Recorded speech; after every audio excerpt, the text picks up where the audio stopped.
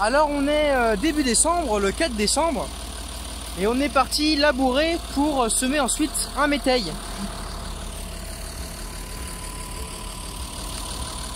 Donc pour ce travail, je suis équipé du tracteur, du bon vieux Renault et d'une charrue.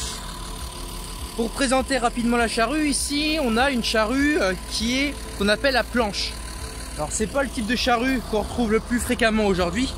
Aujourd'hui on a souvent des charrues réversibles, donc c'est qu'il y a les éléments là et il y en a en haut. Comme ça on laboure, on retourne et on repart. Avec moi je suis obligé de tourner en rond. Bon, c'est les charrues d'autres fois, mais bon, ça fonctionne toujours. Puis par rapport à la taille de la structure, à la taille de la ferme, étant donné qu'on laboure pas énormément, ça nous suffit amplement. Donc en fait l'action de la charrue, comme on peut voir derrière, en fait on a nos éléments qui vont venir retourner une bande de terre. Donc ça se voit que ça fait un peu des vagues. Donc retourner une bande de terre, ici à une profondeur de 15 cm à peu près, pour en fait enfouir les végétaux et les résidus et aussi les mauvaises graines qui se trouvent à la surface de la terre en profondeur. Comme ça, ça va asphyxier le tout et comme ça, ça va les tuer. En agriculture bio, c'est vrai que la charrue est quand même pas mal utilisée parce que, comme je disais, c'est le seul redoutable adversaire du glyphosate en termes d'efficacité de désherbage. L'avantage d'un labour, ça donc d'éliminer les mauvaises herbes. Ici, on voit que c'est tout tapissé en vert. Là, on a un beau contre-jour. Voilà, c'est tout tapissé en vert. Donc c'est une parcelle ici qu'on a achetée cette année et c'est la première exploitation qu'on en fait. Donc on a fait 3 faux semis, donc 3 passages de déchômeurs superficiels pour faire germer toutes les mauvaises herbes parce que avant la parcelle était restée 1 an et demi en jachère. C'est-à-dire qu'il y avait tout et rien qui germait, qui grainait. Donc ça fait qu'il y a un stock semencier de plantes indésirables qui va être énorme. Et si on laboure pas avant de démarrer de cultiver ces terres, on va être très vite embêté, notamment en bio, comme on n'a pas de produits de désherbage.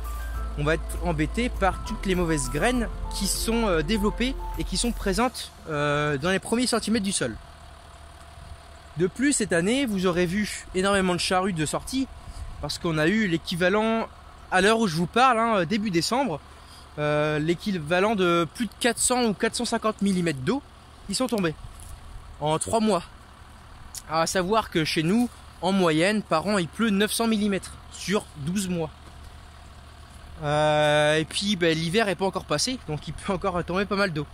Donc là, le fait que les sols soient vraiment gorgés d'eau, bon là, ça c'est un terrain qui est relativement drainant, donc qui s'est ressuyé. Ça veut dire que le sol a absorbé l'eau correctement. Donc l'eau s'est infiltrée. Et d'autant plus qu'il y avait cette petite couverture végétale de mauvaises graines, de mauvaises herbes, ça a aidé énormément au ressuyage, à l'infiltration de l'eau. Bon, cependant, les terrains sont assez gras quand même.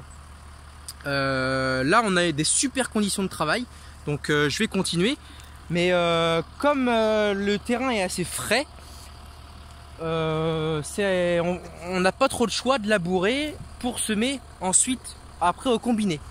Vous retrouverez la partie sur le semis du métail. Je vous parlerai de ça tout en précision. Nous cultivons donc ce champ pour la première année et donc après on va semer un métail. C'est un mélange de protéagineux, légumineuses et graminées. Mais ça, je vous en parlerai à la fin de la vidéo. Donc dans ce cas-là, comme on voit, il y a plusieurs faux semis qui ont été réalisés, donc des travaux de sol superficiels, dans le but de mettre en condition optimale des mauvaises graines qui sont dans le sol, pour qu'après on ne les retrouve pas dans la culture. Là, arrivé à cette saison, on n'a pas pu faire un autre faux semis, et donc là, il faut absolument qu'on sème. On est début décembre, et si en début janvier on n'a pas semé, c'est compliqué d'implanter notre métail. Surtout qu'on veut le récolter en ensilage, donc on est même au dernier carat pour le semer. Donc comme vous avez vu, la couverture végétale qui est verte, c'est que de la mauvaise herbe, la plante indésirable, qui pourrait gêner notre culture principale. C'est pour cela qu'on va labourer, car on le voit enfouir ces mauvaises graines et ces mauvaises plantes, et après repartir sur un sol sain. Le fait de labourer permet aussi de remonter de la terre plus saine, qui est moins gorgée d'eau, pour optimiser la germination de la culture qu'on va semer. En plus, on ne connaît pas réellement le précédent du travail du sol qui a été fait sur cette parcelle, donc le labour va également permettre un décompactage. En bref, on va s'assurer vraiment d'avoir des conditions bonnes pour la prochaine culture et gérer le désherbage, car s'il est mal géré, on peut le regretter pendant plusieurs années par la suite. Voilà, aussitôt labouré, aussitôt semé. Là c'est la course, on travaille de nuit parce qu'ils annoncent de l'eau. Il ne faut surtout pas que la pluie tombe sur le labour comme ça, parce qu'autrement le champ serait sûrement impraticable pour plusieurs semaines, voire peut-être même jusqu'au printemps. Alors là on va semer un métail, c'est un mélange de protéagineux et de légumineuses qu'on apprécie énormément sur la ferme, en tout cas en bio. C'est un mélange qui est très compétitif vis-à-vis des adventices et qui est très autonome. Donc ce mélange est constitué de plusieurs graminées. Donc on a de l'avoine, on a du triticale, on a de l'orge et on a du seigle. Également des légumineuses avec de la vesse et du pois. Donc les graminées vont elles apporter énormément de biomasse, énormément de volume et vont aussi apporter l'énergie pour les animaux. Les légumineuses, elles vont apporter de l'azote, de la protéine, grâce à un pouvoir qu'elles ont qui est de capter l'azote dans l'air et en symbiose avec des bactéries de le rendre disponible dans le sol pour mon avoine, etc., pour mes graminées et également un petit peu pour la culture suivante.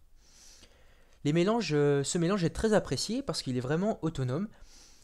Nous on n'y met pas de fertilisation, des fois on y met un petit peu de fumier, mais cette année on n'a pas pu en épandre, et autrement la fertilisation va se faire uniquement par les légumineuses.